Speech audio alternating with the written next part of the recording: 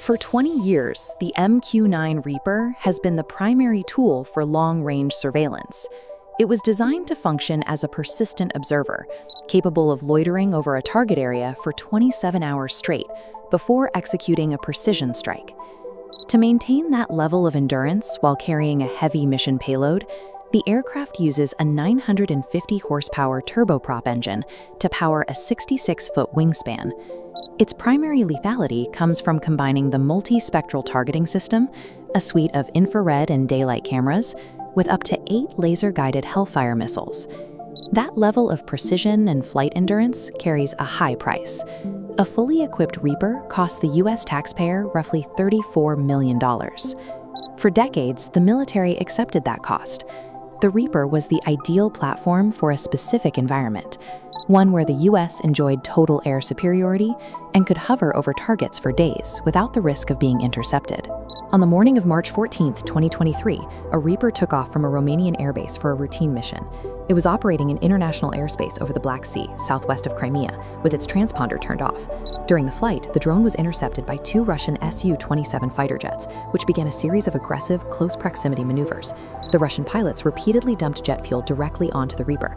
The goal was likely to coat the drone's optical sensors or cause a flameout in its turboprop engine.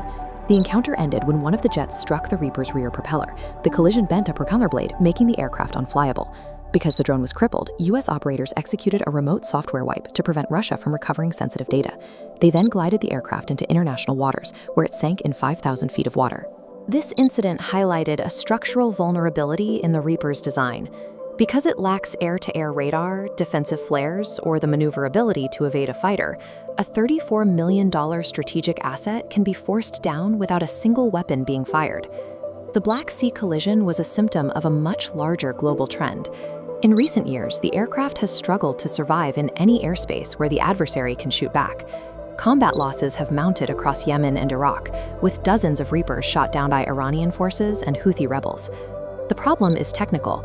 The Reaper has a large, non-stealthy radar cross-section and a cruising speed of just 170 knots, making it a predictable target for modern air defenses. This visualization shows the economic imbalance, risking a slow $34 million drone against cheap, Mach-speed surface-to-air missiles. Furthermore, with the original Reaper out of production, every drone lost in contested airspace severely drains an irreplaceable inventory. The rising attrition rate has forced a re-evaluation of the platform's future. These redacted sections in official mission documents point to a growing internal debate about the Reaper's limitations against peer competitors. Operating a slow surveillance platform in hostile territory is becoming a tactical liability. This shift is now forcing the military to reconsider the core design of its uncrewed fleet.